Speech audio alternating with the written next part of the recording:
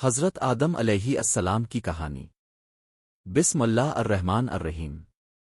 یہ دنیا کی سب سے پہلی کہانی ہے، انسان کی پہلی کہانی۔ یہ کہانی ہے حضرت آدم علیہ السلام کی۔ اللہ تعالیٰ نے جب زمین کو پیدا کیا تو فرشتوں سے فرمایا، میں زمین میں اپنا خلیفہ بنانے والا ہوں۔ فرشتوں نے عرض کیا، اللہ، کیا آپ ایسے کو پیدا کریں گے جو زمین میں فساد کرے گا؟ اللہ تعالیٰ نے فرمایا، میں وہ جانتا ہوں جو تم نہیں جانتے۔ پھر اللہ تعالیٰ نے مٹی سے حضرت آدم علیہ السلام کو پیدا فرمایا اور ان میں روح پھونکی، اور حضرت آدم علیہ السلام زندہ ہو گئے۔ پھر اللہ تعالیٰ نے فرشتوں کو حکم دیا کہ آدم علیہ السلام کو سجدہ کریں۔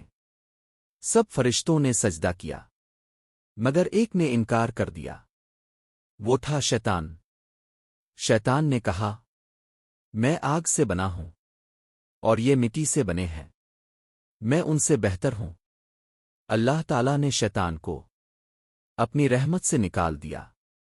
پھر اللہ تعالیٰ نے حضرت آدم علیہ السلام کو جنت میں جگہ دی اور ان کی زوجہ حضرت حوا علیہ السلام کو پیدا کیا۔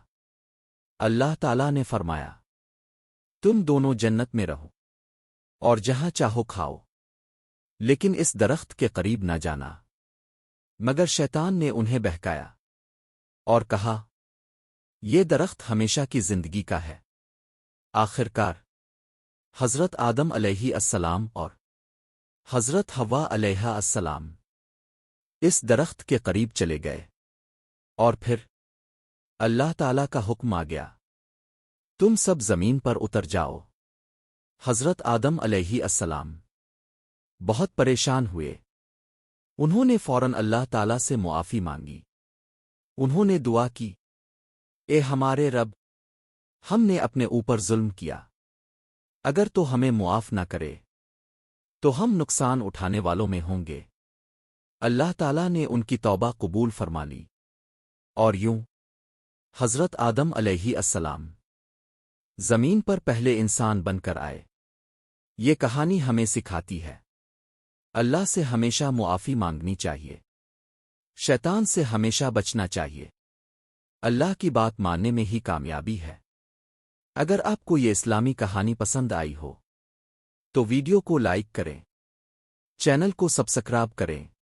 My channel, subscribe and like.